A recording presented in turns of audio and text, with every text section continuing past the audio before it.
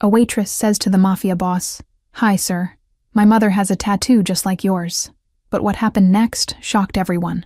The prestigious Golden Crown restaurant fell silent as Joseph Salvini, Chicago's most feared Mafia boss, stared at the young waitress, his face turning white as paper, then flushed, then white again. The tattoo in question was a unique constellation pattern that wrapped around his wrist, a design he had created with only one other person over 20 years ago. His mind raced back to the summer of 2004, to a woman named Rose, who had simply vanished from his life after what he believed was a miscarriage that had ended their future together. Joseph's bodyguards tensed, misinterpreting his shock as threat, hands moving toward concealed weapons until he raised a single finger to halt them. The waitress, Audrey, according to her name tag, stood frozen, suddenly aware she'd said something significant. "Your mother," Joseph finally spoke, his voice barely above a whisper. "What is her name?" The question hung in the air as the young woman clutched her serving tray tighter, her knuckles turning white with pressure. Audrey hesitated, eyes darting around at the sea of expensive suits and questioning glances before answering. "Rose Bennett, sir." The glass of scotch in Joseph's hand crashed to the floor, shattering into 1,000 glittering pieces across the imported Italian marble. "How old are you?" he asked, though something in his eyes suggested he already knew the answer. His heart pounded so hard he was certain everyone at his table could hear it hammering against his chest, like a prisoner demanding release. 20, sir," Audrey replied, growing increasingly uncomfortable as Joseph's associates exchanged concerned glances. She took a step back, wondering if she'd made a terrible mistake mentioning something so personal to such a powerful man. Joseph stood abruptly, towering over his half-eaten meal, napkin falling forgotten to the floor. "Where is she now?" he demanded, voice cracking with emotion he hadn't allowed himself to feel in decades of building his empire. The other diners at nearby tables pretended not to notice the unfolding drama, but their furtive glances and hushed whispers told a different story.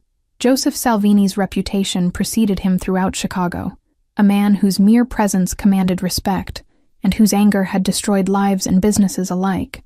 Audrey's hands trembled slightly as she balanced her tray, caught between her professional training and the strange magnetic pull she felt toward this dangerous stranger.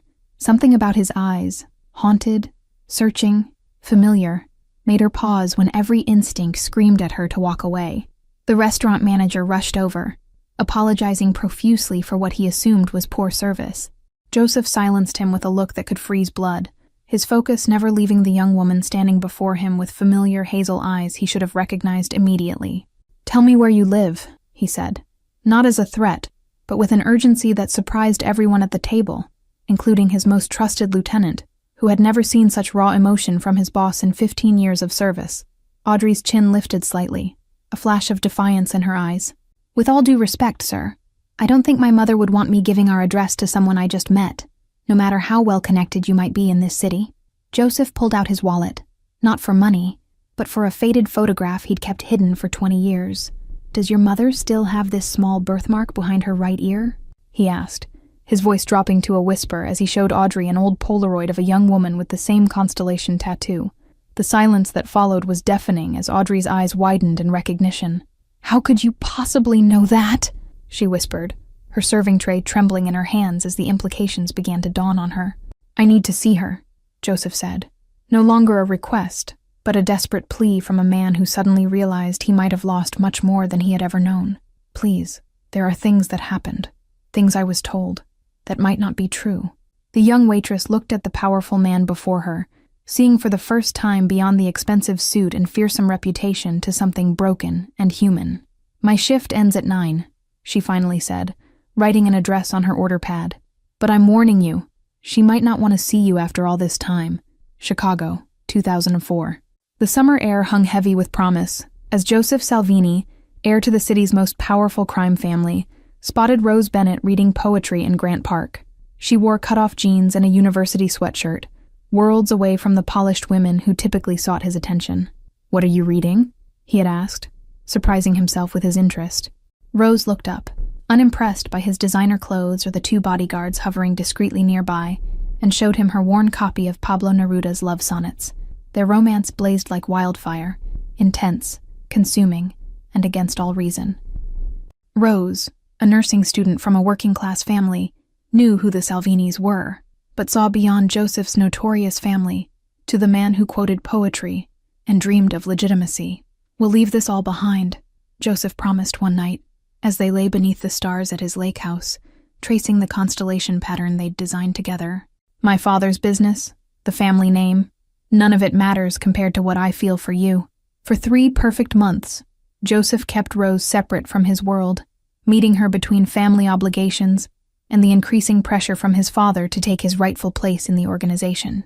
She became his escape, his glimpse of a different life where choices weren't predetermined by blood. The pregnancy test changed everything. 2 pink lines that represented both dream and nightmare collided as Rose showed Joseph the result with tears in her eyes, uncertain if they were from joy or fear. "My father will never accept this," Joseph said, pacing the small apartment Rose shared with 2 other nursing students.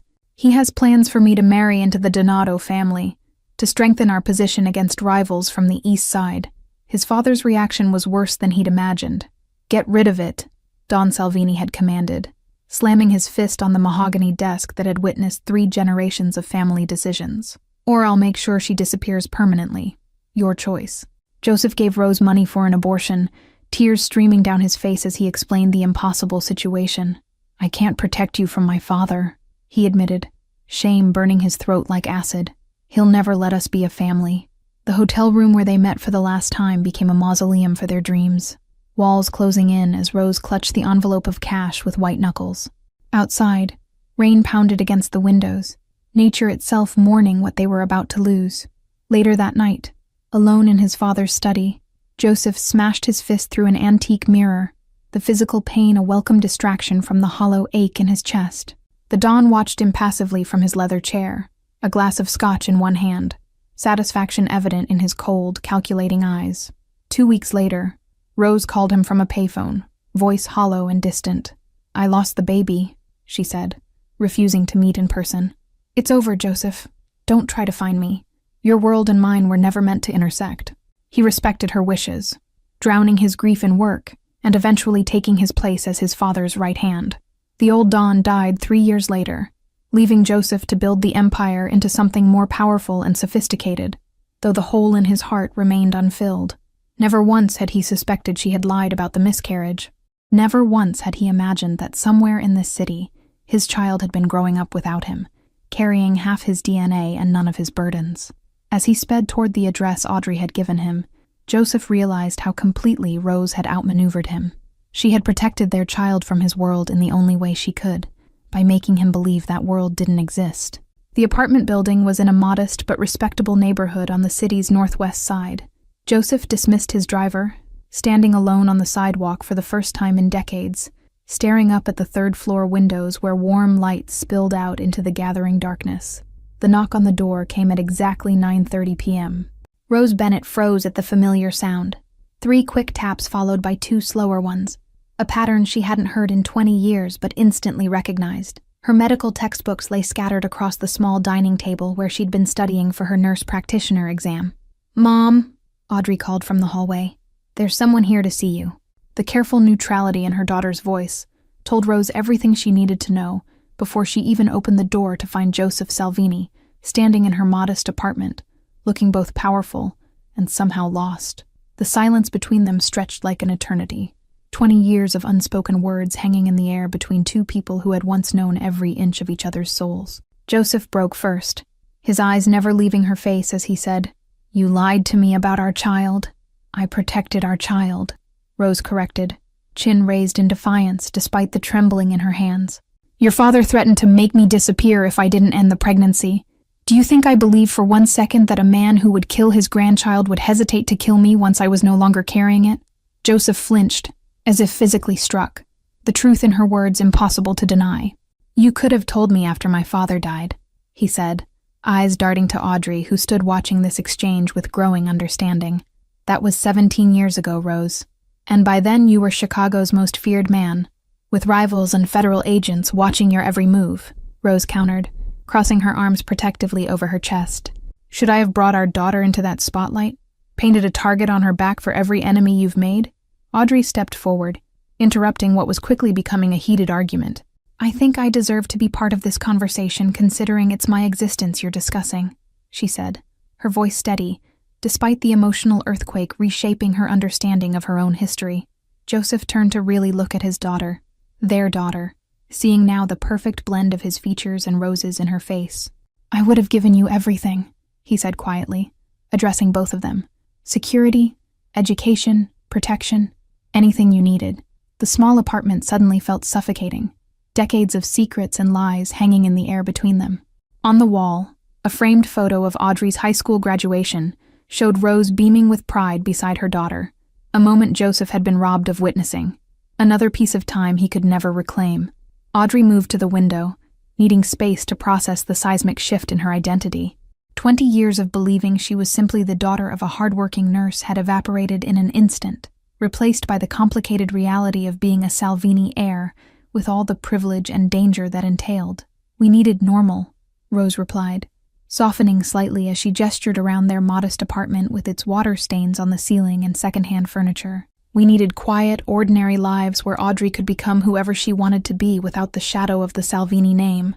Audrey glanced between her parents, piecing together the fragments of a history she'd never known existed. "So you're really my father?"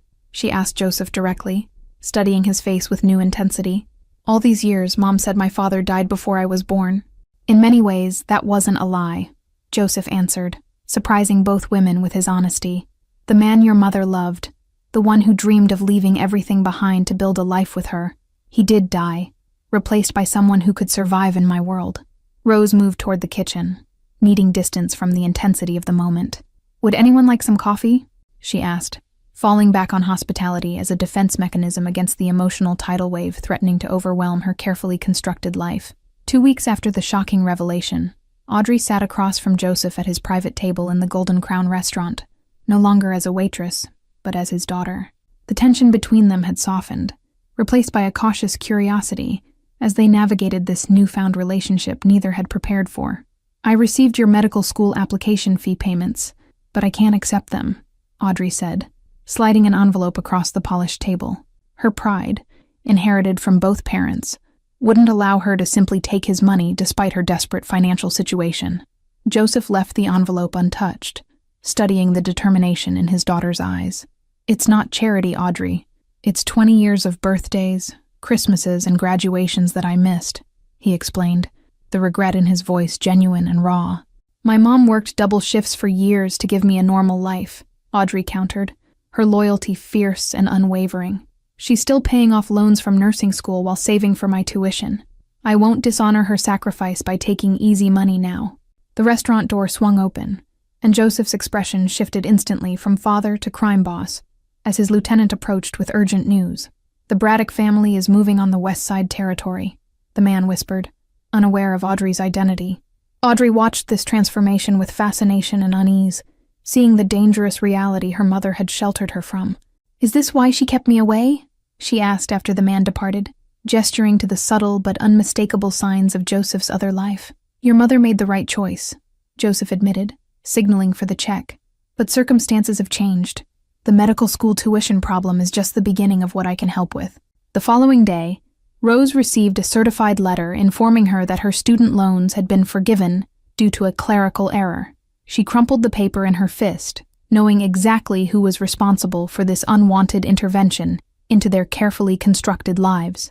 "You can't just erase 20 years by throwing money at us," Rose confronted Joseph that evening on the steps of his mansion, where she'd driven directly after her shift. Her nursing scrubs stood in stark contrast to the opulence surrounding them. Joseph guided her inside, away from potential watching eyes. "I'm not trying to buy forgiveness, Rose," he said, his voice softer than she remembered. "I'm trying to give you both the security you deserve without changing who you are." The contrast between their worlds couldn't have been more stark. Rose's practical nurse's scrubs against the backdrop of Italian marble and priceless art. A life of service versus a life of power. Two paths that had diverged 20 years ago at the intersection of love and fear. Through the floor-to-ceiling windows, Chicago's skyline glittered like a jewelry box of possibilities, a kingdom Joseph had built while Rose raised their daughter in the shadows.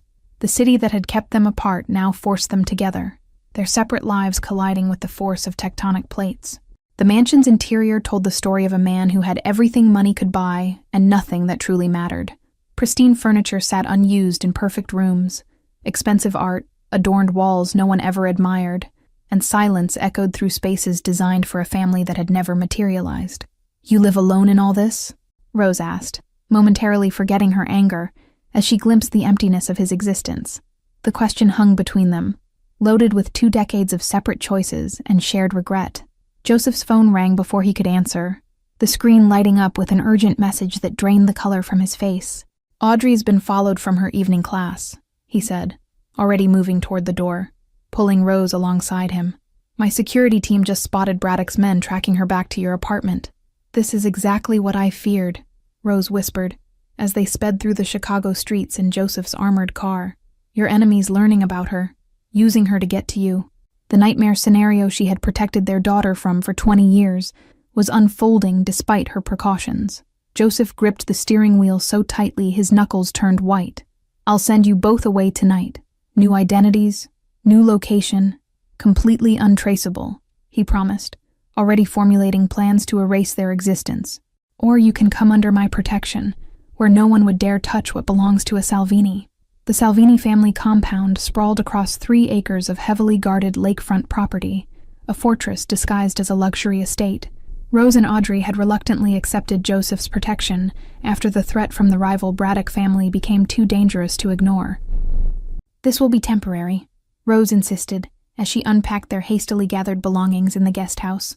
Though spacious and elegant, it felt like a beautiful cage to a woman who had spent 20 years maintaining her independence from Joseph's world. Audrey adapted more quickly than her mother, fascinated by this glimpse into her father's life and the legacy that, whether she wanted it or not, was partially hers. "Have you always lived here?" she asked Joseph over breakfast on their 3rd morning. "I grew up in this house, though it's changed considerably since then," Joseph replied, watching his daughter absorb every detail with intelligent eyes that reminded him so much of his own. "My father ruled through fear, but I've built something more sophisticated. Legitimate businesses, political connections." Rose entered the dining room, her hospital ID badge clipped to her scrubs. "I appreciate the security detail, Joseph, but they cannot follow me onto hospital floors," she stated firmly, pouring coffee into a travel mug. "My patients deserve privacy." "The Braddocks have eyes everywhere," Joseph argued, concern etched on his face. "At least let my men drive you and maintain a perimeter." The tension between them was palpable, 2 decades of separate lives creating fundamentally different approaches to danger. That afternoon, while Rose was at work and Joseph attended to business, Audrey explored the mansion's east wing, discovering a library filled with first editions and rare manuscripts. She ran her fingers along leather-bound spines, finding unexpected common ground with the father she was just beginning to know. A leather-bound copy of Pablo Neruda's love sonnets caught her eye, the same collection her mother kept on her nightstand, its pages worn from years of reading. The coincidence sent a shiver down her spine, a tangible connection to the love story that had created her, then been severed before she was born. Outside the library windows, armed guards patrolled the manicured grounds, a stark reminder that this world of culture and refinement was built on a foundation of violence and power. Audrey wondered how many of these men knew who she was, the secret daughter suddenly thrust into the spotlight of a dangerous family legacy. "My grandmother's collection," Joseph explained, finding Audrey absorbed in a volume of Renaissance poetry. She believed education was the true path to power, not the family business my grandfather built. His voice carried a wistful quality that Audrey had never heard before. The peaceful moment shattered as Joseph's security chief burst in, his expression grave. "We've intercepted communications," he reported. "The Braddocks know about your daughter and her mother. They're planning to use them as leverage in the territory dispute." Joseph's transformation was immediate and terrifying. Gone was the contemplative father sharing family history, replaced by a man whose cold fury made the temperature in the room seem to drop. "Move them to the lake house tonight," he ordered. "Triple the security and tell no one, not even our own people." "I have an exam tomorrow," Audrey protested when informed of the plan. "And Mom has patients who depend on her. We can't just disappear because some rival of yours is making threats." Joseph paced the library, torn between his desire to protect his newly discovered family and his respect for the independent lives they'd built without him. 20 years ago, I let your mother make the decision to keep you safe," he finally said. "I won't make the same mistake twice." The lake house, though called such, was actually a remote compound in northern Wisconsin, accessible only by private road and protected by state-of-the-art security systems. Rose stood at the window, watching the sunset reflect off the water, as Audrey explored the rustic but luxurious interior. "He's trying to put us in a gilded cage," Rose whispered, when her daughter joined her. "I've spent your entire life making sure you could make your own choices, and now this." She gestured to the armed guards patrolling the perimeter. Audrey was silent for a long moment, processing everything that had happened since that fateful day at the restaurant. "Maybe we don't have to choose between his world and ours," she finally said, surprising her mother with her insight. "Maybe there's a middle path where we accept his protection without sacrificing who we are." 6 days at the lake house passed in tense isolation before Joseph arrived with news. "The immediate threat has been neutralized," he announced, the vague phrasing telling both women more than explicit details would have about what had transpired in Chicago during their absence. Rose watched him carefully, seeing both the man she had loved and the dangerous figure he had become. "We need to talk about what happens next," she said quietly. "This situation is forcing us to make decisions we're not prepared for." Joseph nodded, following her outside onto the dock where privacy from both security personnel and Audrey would allow for honest conversation. The autumn air carried the scent of pine and approaching winter as they stood side by side, looking out over the water. "I never believed your father's threats were real until the day you disappeared," Rose finally admitted, breaking the silence between them. "When you gave me money for the abortion, I realized your family's reputation wasn't exaggerated. The danger was real." Joseph flinched at her words, the pain of old wounds still fresh. "I gave you that money to buy time, Rose. Not because I wanted to end our child's life," he confessed. "I was searching for a way to stand up to my father, to protect both of you. By the time I discovered I was still pregnant, I was already in San Francisco," Rose continued, wrapping her cardigan tighter around herself. "I called to tell you about the supposed miscarriage because I knew it was the only way to keep our baby safe from your world." The revelation hung between them. 20 years of misunderstanding finally clarified in the crisp air above the still lake. "I would have found a way to protect you both," Joseph insisted, though his voice lacked conviction. "My father's organization was different then, more violent, less stable." "And now?" Rose challenged, turning to face him directly for the first time. "What would happen to Audrey if your enemies discovered a Salvini heir who hasn't been raised in the family traditions?" Joseph had no answer that would satisfy her, the truth too complex and dangerous to articulate. "She has my name whether she uses it or not," he finally said, "and that means something in Chicago, for better or worse." The sliding door opened as Audrey joined them on the dock, her expression serious. "I've been thinking about medical school," she announced without preamble. "I still want to go, but I need to understand exactly what being your daughter means for my future." Joseph looked between the two women who should have been his family for the past 20 years, seeing the strength and resilience they had built without him. "It means whatever you want it to mean," he answered carefully. "The Salvini name can open doors or remain your secret." "And what about you and Mom?" Audrey asked boldly, addressing the unspoken tension that had been building since their reunion. "There's obviously still something between you despite everything." Rose flushed, embarrassed by her daughter's directness, while Joseph looked momentarily caught off guard. "Your mother made the right choice for you," he finally said. "She protected you from a life I wouldn't have wanted for my child either." "That doesn't answer my question," Audrey pressed, her persistence revealing her Salvini heritage more clearly than any DNA test could have. 20 years is a long time, but neither of you ever married anyone else." The silence that followed was deafening, filled with 2 decades of might-have-beens and paths not taken. Rose broke it first, her voice barely above a whisper. "Some choices stay with you forever. They become the foundation you build your life upon, for better or worse." Joseph's phone rang, shattering the moment with harsh reality. The call was brief, his responses clipped and professional, but when he hung up, both women recognized the gravity in his expression. "The Braddocks have escalated beyond what I anticipated," he said. "We can't stay here. We need to move tonight." The setting sun cast long shadows across the dock, turning the tranquil lake into a canvas of crimson and gold that belied the danger closing in around them. Rose instinctively moved closer to Audrey, the protective instinct that had guided her choices for 20 years, still her primary compass. Joseph watched the subtle movement, understanding flickering in his eyes. This was what he had missed. The countless moments of ordinary love that couldn't be purchased or commanded. His empire of power and fear suddenly seemed hollow compared to what Rose had built alone. A relationship founded on trust, sacrifice, and unconditional love. The caravan of black SUVs moved swiftly through the darkness, headed toward an undisclosed location Joseph assured would be secure. Rose sat beside Audrey in the middle vehicle, watching her daughter stare out the window at the passing countryside with worried eyes. "We should be at the hospital," Rose said suddenly, breaking the tense silence. "My shift starts in 4 hours, and Audrey has exams tomorrow." The normalcy they had fought so hard to maintain was slipping away with each mile. Joseph glanced at them in the rearview mirror, his expression grim. "The hospital received a bomb threat specifically mentioning the cardiac ward where you work," he explained. "It wasn't real, but it was a message meant for me. They know exactly where to find you." The convoy suddenly screeched to a halt as a tree blocked the narrow forest road ahead. Joseph's hand went immediately to his weapon, eyes scanning the dense woods surrounding them. "Stay in the car," he ordered, voice leaving no room for argument. Rose reached for Audrey's hand, squeezing it tightly as they watched Joseph confer with his security team. "Whatever happens, stay down and follow my lead," she whispered, the protective instinct she'd honed for 20 years kicking into high gear. The first bullet shattered the driver's side window of the lead SUV, followed immediately by a coordinated attack from the forest on both sides. Joseph dove back into their vehicle, using his body to shield Rose and Audrey as bullets peppered the reinforced exterior.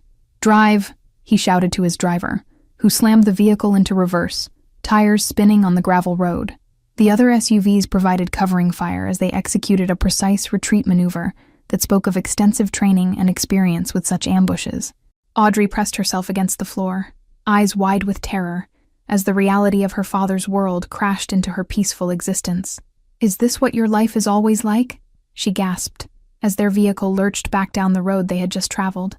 "Only when someone thinks they can take what's mine," Joseph replied, checking his weapon before reaching for the satellite phone secured in the console. His call was brief and coded, but both Rose and Audrey understood he was mobilizing reinforcements. The firefight ended as abruptly as it had begun, the attackers melting back into the forest rather than pursuing the retreating convoy. "That wasn't meant to succeed," Joseph muttered, more to himself than to the others. It was a message, or worse, a distraction. His phone rang immediately, confirming his worst fears. "Sir, there's been an explosion at your downtown office," his lieutenant reported, voice tight with controlled panic. "Emergency services are responding, but early reports suggest multiple casualties." Joseph's face revealed nothing, but his knuckles whitened around the phone. "Take us to Lakeside Memorial," he instructed his driver, surprising both Rose and Audrey. "The attack on the office means they don't know where we are. The hospital will be safe for now, and they'll need all available medical personnel." The emergency room was chaos when they arrived, doctors and nurses rushing to treat victims of the explosion. Rose immediately grabbed a set of scrubs from the supply closet, her instincts as a healthcare provider overriding all other concerns. "I can help too," Audrey insisted, following her mother's lead. "I've completed 3 years of pre-med. I know basic triage procedures." The determination in her eyes mirrored Joseph's own, revealing her heritage more clearly than any DNA test could have. As they worked alongside the overwhelmed hospital staff, a pattern emerged in the injuries. Most of the victims were not Joseph's men, but ordinary office workers, cleaning staff, and civilians who happened to be in the wrong place. They weren't targeting my organization, Joseph realized with growing horror. They were making a statement about collateral damage. The irony wasn't lost on him. For decades, he had justified his actions by claiming to insulate innocents from the violence of his world, yet here were dozens of ordinary Chicagoans bleeding because of a vendetta against him. In the harsh fluorescent light of the emergency room, the carefully constructed walls between his family business and civilian life crumbled. Rose moved with practiced efficiency between patients, her hands steady despite the chaos, occasionally meeting Joseph's gaze across the crowded space. No words passed between them, but something fundamental had shifted. They were partners again for the first time in 20 years, fighting together against the consequences of choices made long ago. 3 days after the attack, Joseph stood in the hospital corridor watching Rose and Audrey through the window of the doctor's lounge where they had finally collapsed from exhaustion. Their tireless work had saved dozens of lives, earning respect from the entire medical team who had no idea of their connection to the man allegedly responsible for the violence. "The Braddock family patriarch is requesting a meeting," Joseph's lieutenant informed him quietly, keeping a respectful distance from the sleeping women. "He claims this has escalated beyond his original intentions and wants to negotiate." Joseph nodded, decision made before the question was fully articulated. Arrange it for tomorrow at neutral ground, the old cathedral downtown, he instructed, his eyes never leaving Rose and Audrey. And make sure our federal contacts understand that civilian casualties were not my doing. The meeting with Braddock was tense but productive, two old enemies finding common ground in their mutual desire to end bloodshed that had spiraled beyond control. Your daughter and her mother must be acknowledged publicly as under Salvini protection, the rival boss insisted. Otherwise, this truce means nothing. That decision isn't mine to make, Joseph replied, surprising both Braddock and himself with his honesty.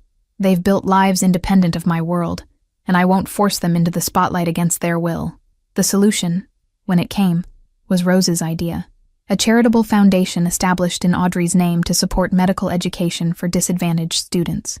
This gives her Salvini protection without Salvini notoriety, Rose explained, as they finalized the paperwork in Joseph's downtown apartment. The Audrey Bennett Medical Scholarship Fund, Joseph read from the incorporation documents, approval evident in his voice, funded by anonymous donors, but with the implicit understanding throughout Chicago that it falls under Salvini protection. Audrey looked between her parents, seeing the mutual respect that had survived 20 years of separation. I still want to be a doctor, not a mob princess, she clarified, her tone leaving no room for negotiation. This foundation lets me acknowledge my heritage without being defined by it. As spring arrived, bringing new life to Chicago's parks and lakefront, the fragile family they had formed began to find its balance. Joseph purchased a brownstone near the hospital where Rose worked, establishing a neutral territory where all three could meet without the shadows of his mansion or the constraints of Rose's small apartment. Medical school acceptance letters came today, Audrey announced one evening as they shared dinner in the brownstone's elegant kitchen. I got into Northwestern and Johns Hopkins. Her achievements were her own, earned through years of hard work rather than family connections. Joseph couldn't contain his pride, though he tried to temper his reaction to match Rose's more measured response. Whichever you choose, the foundation will cover everything, he assured her. Your focus should be on becoming the best doctor you can be. Actually, Audrey began hesitantly, setting down her fork, I'm considering deferring for a year. The statement caught both parents by surprise, their expressions prompting her to continue quickly. I want to work with the foundation, help establish protocols for selecting scholarship recipients. Rose studied her daughter carefully, seeing the determination that had always defined her. This isn't about the scholarships, she said gently. You want time to understand your father's world before you commit to your own path. Is that so wrong? Audrey challenged, glancing between her parents. For 20 years, half my identity was hidden from me. I need to understand where I come from before I can truly decide who I want to become. Joseph remained silent, emotions warring within him, pride at his daughter's desire to know him battling with fear of what that knowledge might bring. My world isn't something you can experience temporarily, he finally said. Once people associate you with the Salvini name, that connection never disappears. The discussion continued late into the night, three people navigating the complicated terrain of family, identity, and the shadows of the past. By morning, they had reached a compromise. Audrey would attend Johns Hopkins in the fall, but would spend the summer learning about the legitimate businesses Joseph had built, while the foundation would become a family project they could share regardless of distance. You've given her something I never could, Rose admitted to Joseph as they watched Audrey graduate with honors that June. A connection to her past that will help her build her future. The admission cost her pride, but acknowledged a truth she had finally come to accept. The prestigious Johns Hopkins Medical School auditorium buzzed with excitement as families gathered for the graduation ceremony. In the front row, Joseph Salvini sat beside Rose Bennett, their hands occasionally brushing in a gesture that spoke of reconciliation and something deeper that had slowly rekindled over the years. Dr. Audrey Bennett, the dean announced, and cheers erupted from their section as Audrey crossed the stage to receive her diploma. Her journey had not been easy, balancing rigorous medical training with occasional trips home to help manage the foundation that now supported dozens of aspiring healthcare workers from disadvantaged backgrounds. Joseph beamed with pride, remembering the frightened young waitress from the Golden Crown restaurant who had unwittingly changed the course of all their lives with one simple observation about a tattoo.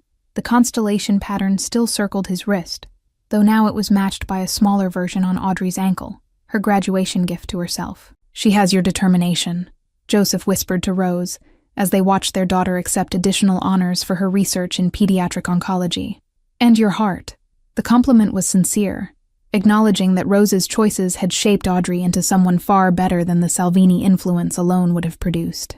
Rose smiled, the years of tension and fear finally settling into a peaceful acceptance of their unusual family dynamic. "She has your strategic mind," she countered. The way she organized that fundraising campaign last year was pure Salvini diplomacy. The changes in Joseph himself were perhaps the most profound of all. While still heading his organization, he had accelerated the family's transition toward legitimacy, using his influence to establish medical clinics in underserved Chicago neighborhoods and gradually distancing himself from the more dangerous aspects of his empire. "I've been offered the chief resident position at Chicago Memorial," Audrey revealed during their celebration dinner that evening. "I'd be working in pediatric oncology, starting this fall." The announcement surprised both parents, who had assumed she would remain on the East Coast to complete her residency. "Are you sure about returning to Chicago?" Rose asked carefully, understanding all the implications of her daughter's choice. "Your reputation there will always be complicated by your connection to your father." Audrey nodded, her decision clearly well considered. "That's precisely why I need to be there," she explained.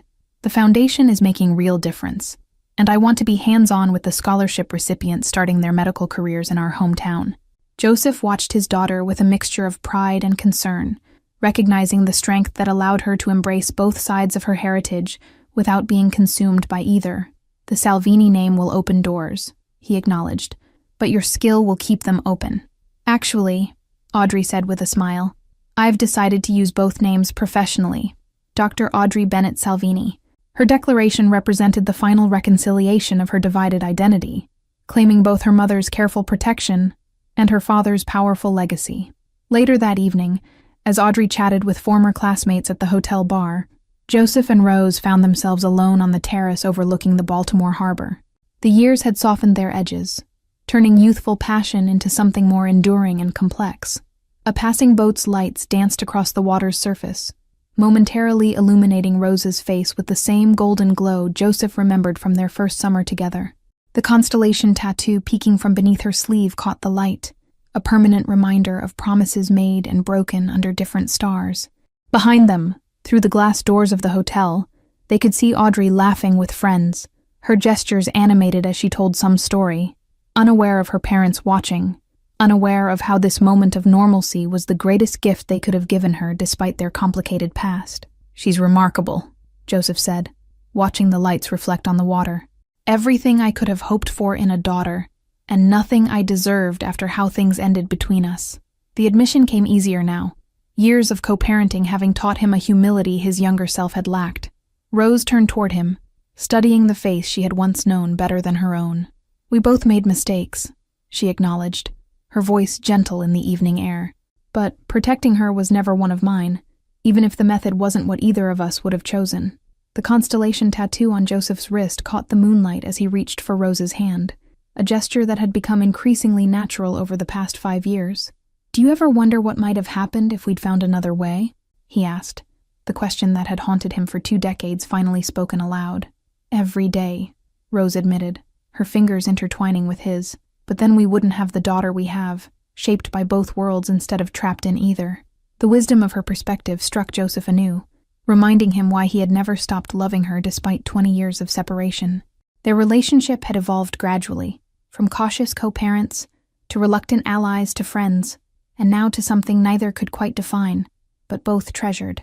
The foundation had given them a shared purpose beyond Audrey herself, bringing them together regularly, even as they maintained their separate lives. "I'm retiring next year," Joseph announced suddenly, the decision crystallizing in that moment, though it had been forming for some time. Turning everything over to legitimate management and stepping away from the organization completely. The declaration hung between them, heavy with implication. Rose studied him carefully, searching for the truth behind his words. "And then what?" she asked. The question simple, but loaded with 2 decades of complicated history and 5 years of careful rebuilding. Joseph's answer came in the form of a small velvet box he'd carried in his pocket throughout Audrey's graduation ceremony. "And then, if you're willing, we try again. The right way this time," he said, opening it to reveal not a diamond but a gold pendant, bearing the same constellation pattern as their tattoos. "Thank you all for following this story. If you're enjoying it, write in the comments where you're watching from, And don't forget to like, subscribe, and share the video, because your support is important for me to continue here.